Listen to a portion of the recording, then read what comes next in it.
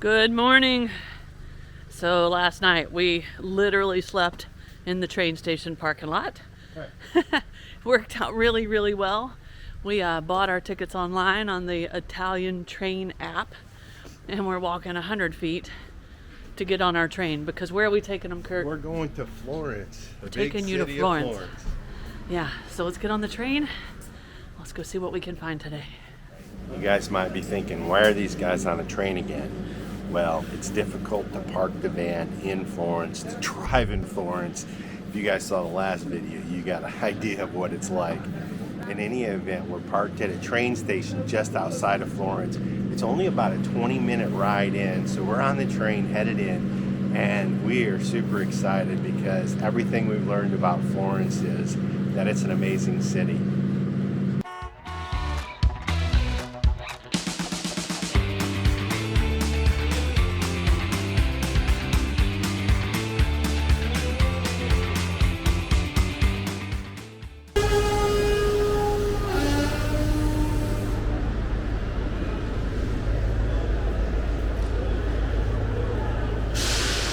All right, so we caught the 7:47 train, arrived in Florence a little after 8.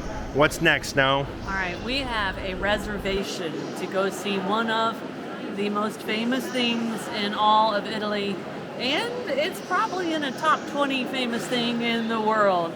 We are taking you to see the statue of David that Michelangelo carved, and the cool thing is we can tie this back to our video that we just finished up from the marble mines, because we were up there at the Carrara marble mines, and that's where Michelangelo got his marble to make this amazing statue. But to go see this, you book it in advance. We did it with a tour guide that hopefully helps us skip some of the lines. When you go see something this famous, there's gonna be people. We got an 18-minute walk to get there. Let's go.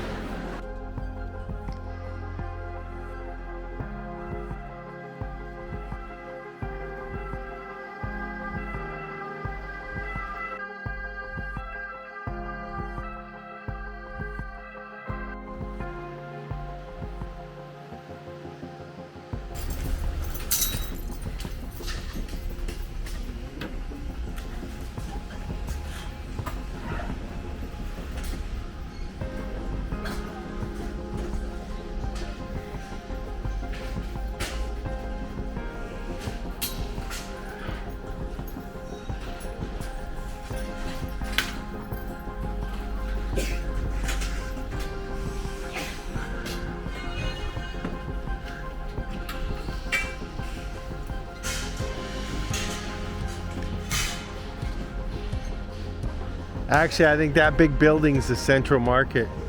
So we can go whatever way your Google says.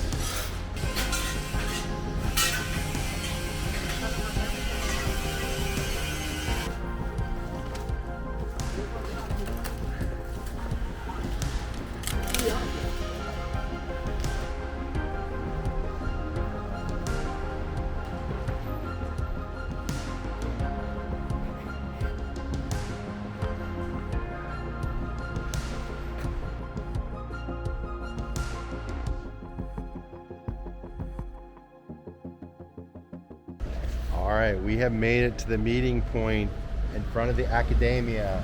We're here a little bit early, and so there's that moment of like, are we in the right place? Are we not? But we are quite a bit early, so waiting on our guide. There's a few other people look like they're showing up, so we'll see. Our tickets have showed up, and we've also met our lovely guides. Guide's name is Antonella, and Snow will do better with the Antonella, and she speaks 5 languages. So the Accademia at one time was a university, and since then it's been split to a museum, half university. The museum is dedicated to Michelangelo, but our guide actually went to university here. So these paintings date back to the 13th, 14th, 15th, and 16th century, leading up to the Renaissance. And just an interesting fact about these things, there's so much information, it's a bit overwhelming. But these were actually stolen by Napoleon and taken away, and then they've been brought back here to this museum and restored. At Uffizi Museum. And what you can see, innovation, the views, because the painters started painting in the 14th century what they could see, not the gold. Amadeus? No. This one, no, this one, with the team of musicians. Sorry. No, you're welcome. No? So, Medici fueron arte, pero fueron música y teatro también. Los primeros teatros construidos. So, Medici y Florencia fue All right, I believe we just learned that pianoforte is the guy who invented the piano, and I believe we're talking back in about the 1600s is when the piano was invented, and all these instruments are back from that period, looks like mostly in the 1600s, and so these were very famous groups, and specifically because of the guy who invented the piano.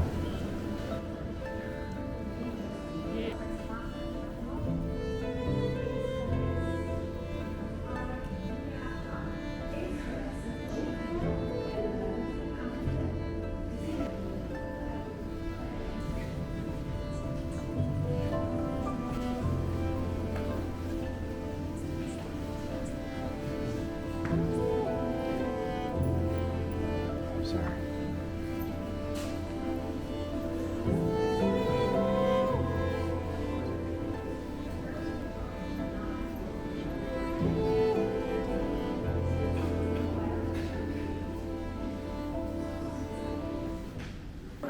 Now, the main attraction is the 7 masterpieces of Michelangelo, including some sculptures of some prisoners that are kind of, you would think he didn't finish them, they're kind of partially done, but apparently that was his plan, like they were trying to escape from the stone like a prisoner would do.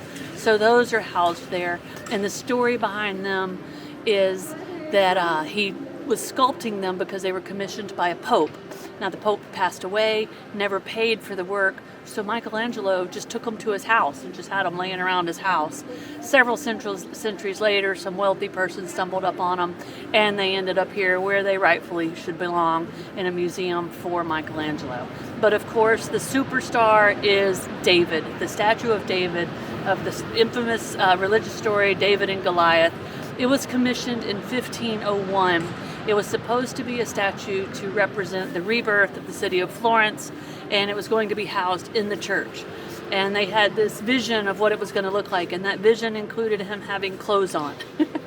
But when Michelangelo got done, clearly David is there in all of his glory, and the church was kind of like, no, he can't go inside our church, he's naked.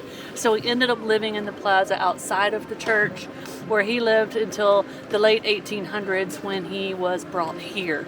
Now, several years later, in the early 1900s, they put an exact replica of David back there in that plaza, so you can go see that as well. But the real deal is what we just showed you here in this museum, and it was amazing. In the 1400s, Florence was booming. Science, arts, medicine, politics, government, all of it. It was really a wealthy, up-and-coming city in the world, a leader to the world. But it had one big, dark problem. It had a baby problem. Babies were being abandoned all over the city for many different reasons. Famine, poverty, just illness, a lot of reasons. So what happened is a guild, a very wealthy group of people got together and started this place that I'm sitting on the steps of right now. It is called the Hospital of the Innocents, and what it became was the world's very first orphanage. Women could come here and go up to kind of a revolving door and turn their baby in. When the moms did that, many of them would cut a coin in half and make a necklace for the baby, and they would keep the other half of the coin in hopes that one day be reunited. But once they spun that revolving door, the baby was gone and the mom could not get them back. They went down a literal small chute where they landed in a manger type thing at the bottom that had a statue of Mary and Joseph on each side. And from there, the nurses that worked here would take the babies and immediately start to take care of them. And it wasn't just for the babies, they raised these children. The boys were taught to read and write. The women were taught, or the girls were taught to sew and cook. And as the girls started to grow out of being able to live here, got too old to live here, they could either become wives, and the orphanage would actually provide a dowry with them that went along with them if they got married, or they could become nuns. So they took these babies in and they raised them into adulthood so they could survive on their own. Almost 400,000 children came through here between the 1400s and the 1800s.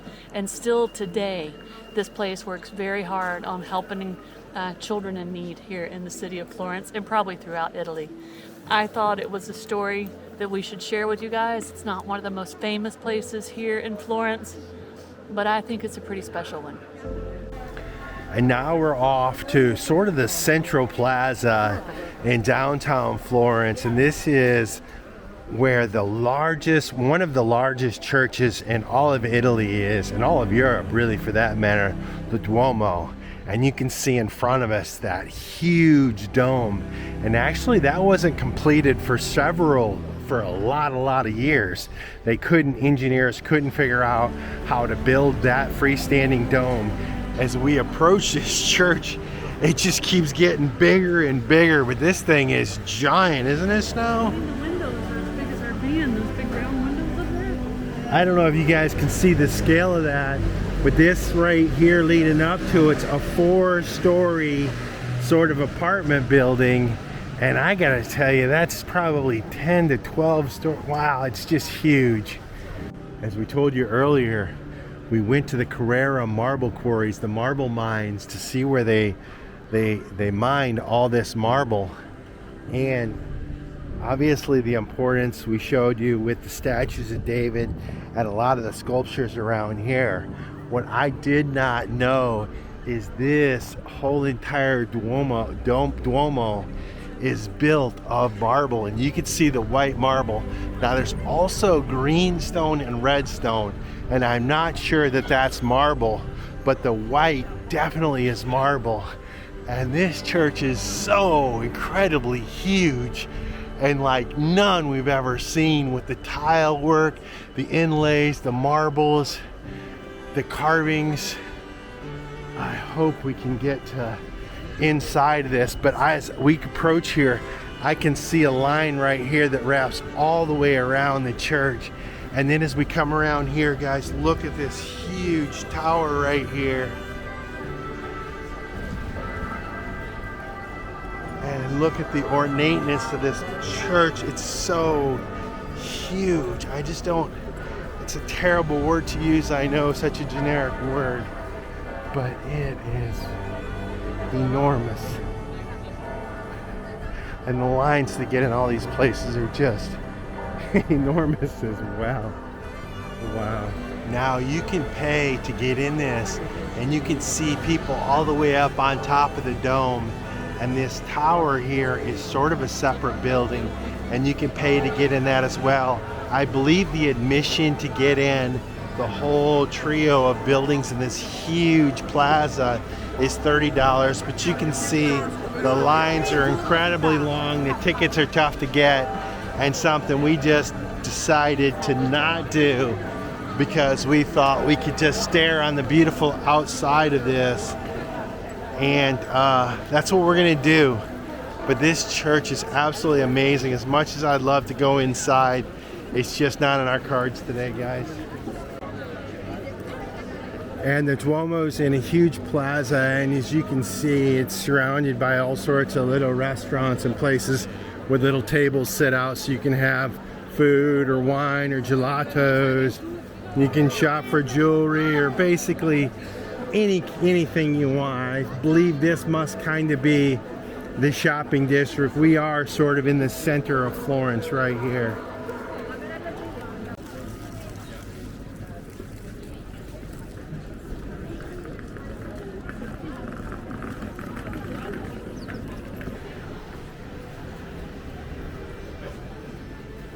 There are just museums everywhere.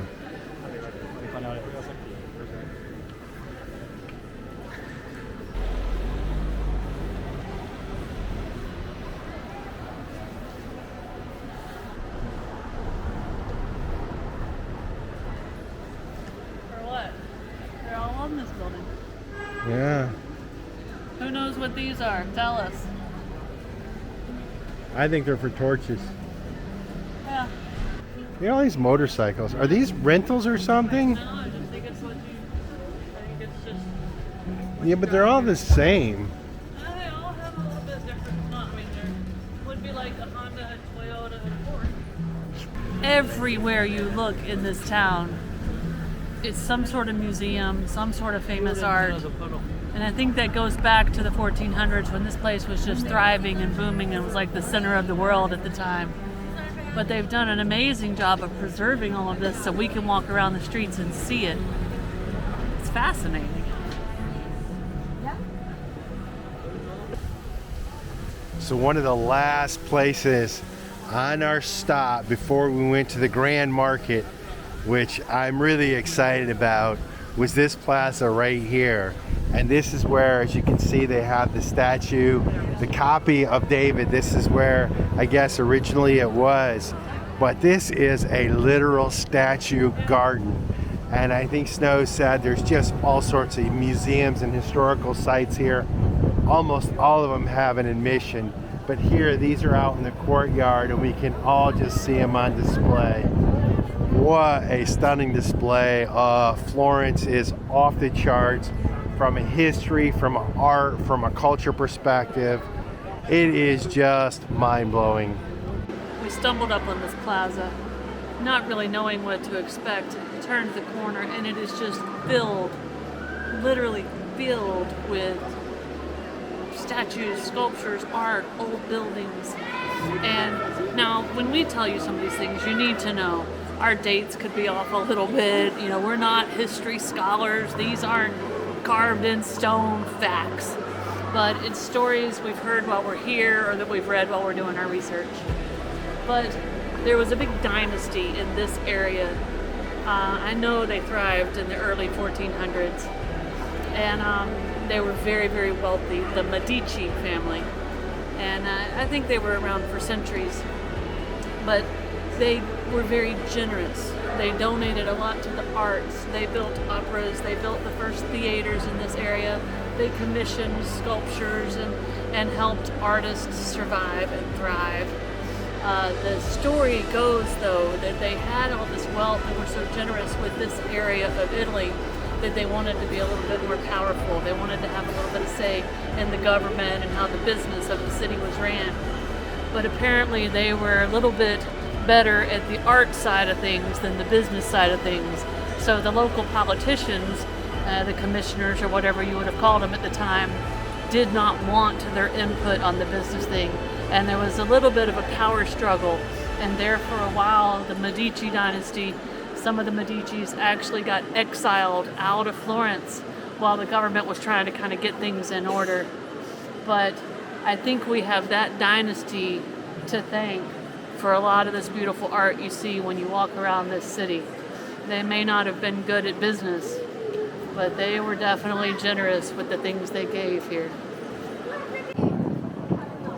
So right up there, if you look very close, you're going to see a very old sketched carving of a profile of someone's face in this wall.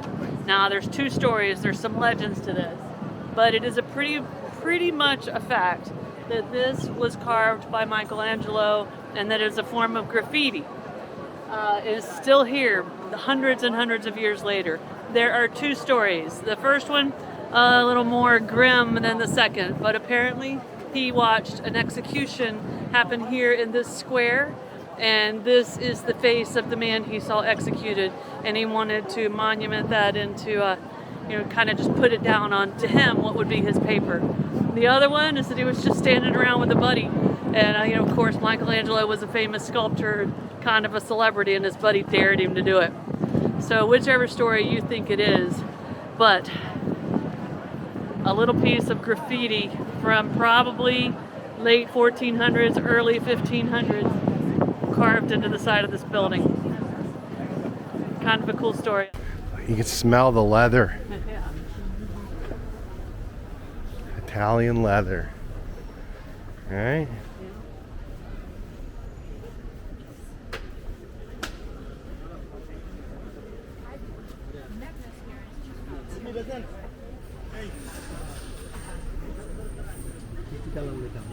Hola, Chakamanio.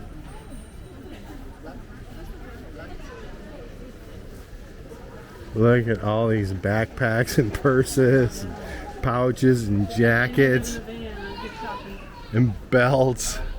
Just hi. Hi, how are you doing? Please.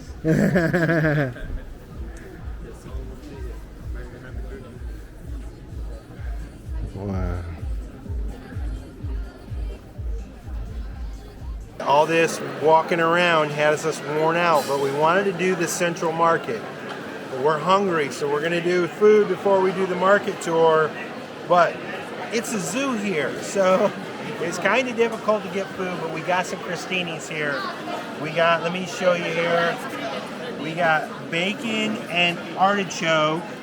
We got truffle and mushroom, bacon and asparagus, and shrimp and a shrimp salad crostini. This is our little starter. We'll go from here. They might not look pretty anymore, but we got them all divvied up half and half. Which one you starting with, Curdy? Well, I think I'll start with this shrimp one right here. He's got a big old shrimp on it.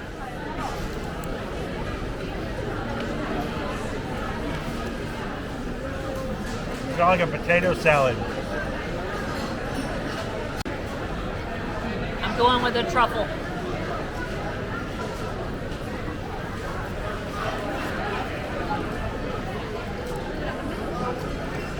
That's good. Okay, thank you. Thank you. Oh, you're fine. No, thank you. This is so cool. You just cut it with the scissors.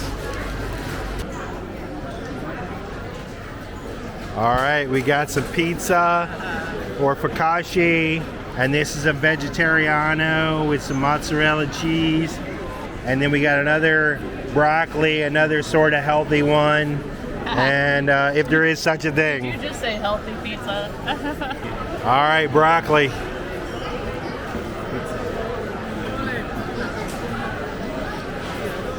Broccoli on pizza is good. So it's got a lot of cheese. It's just good. Get in it, Curt. Get in it. Vegetariano.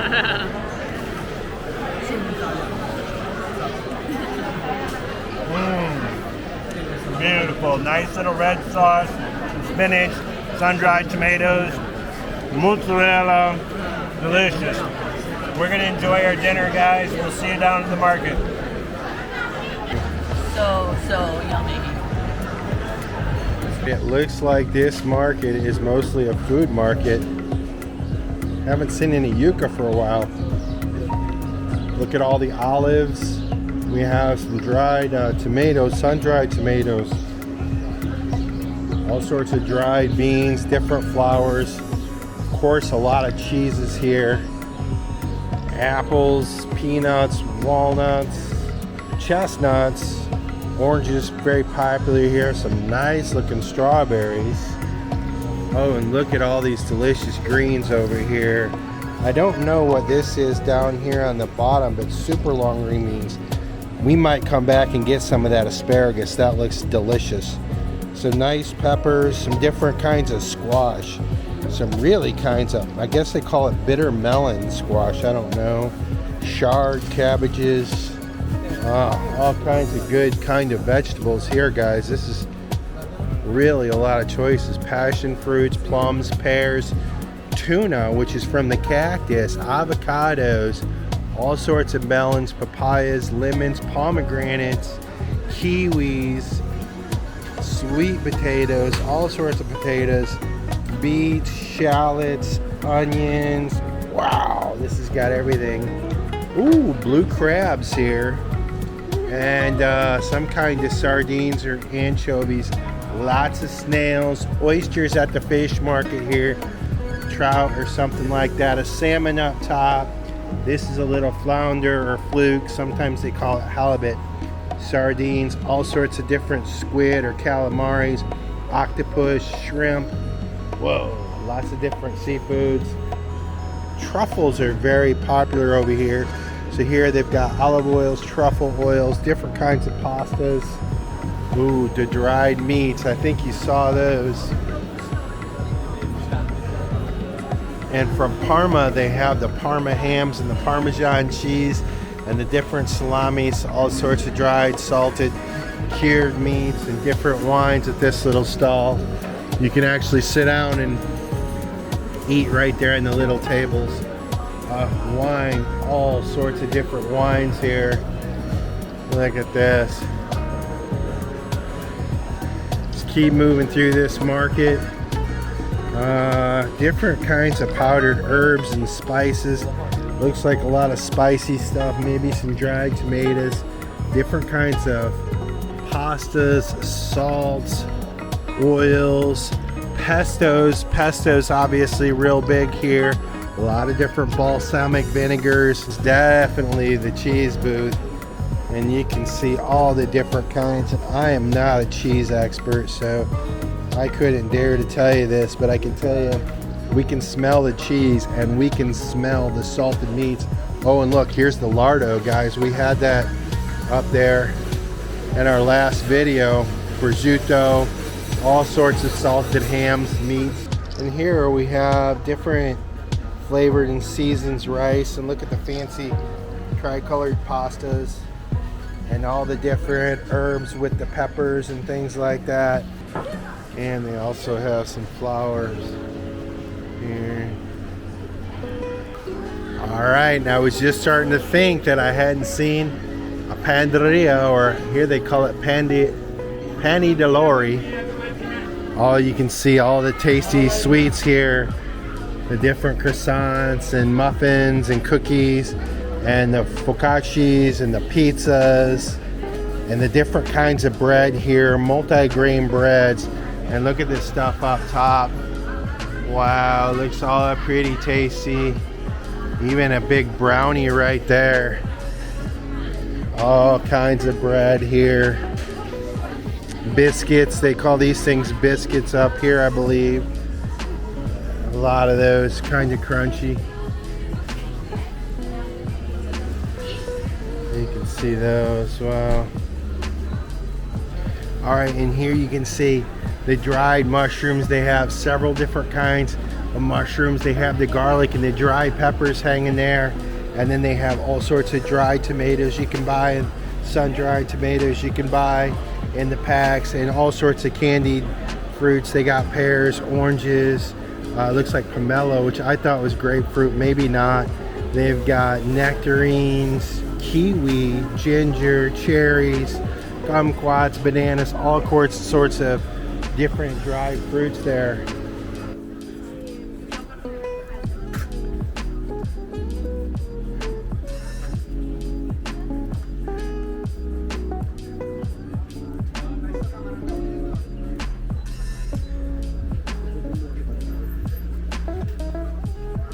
Yes, sir. Do you know my price today? I do not know your price today, but thank you. I have to catch train. I'll get it tomorrow. If you like this video, be sure to subscribe to our channel and hit that notification bell so you guys know when we put out new videos. And don't forget, you can always follow us over on Instagram to see what's going on in between videos. Cheers, guys!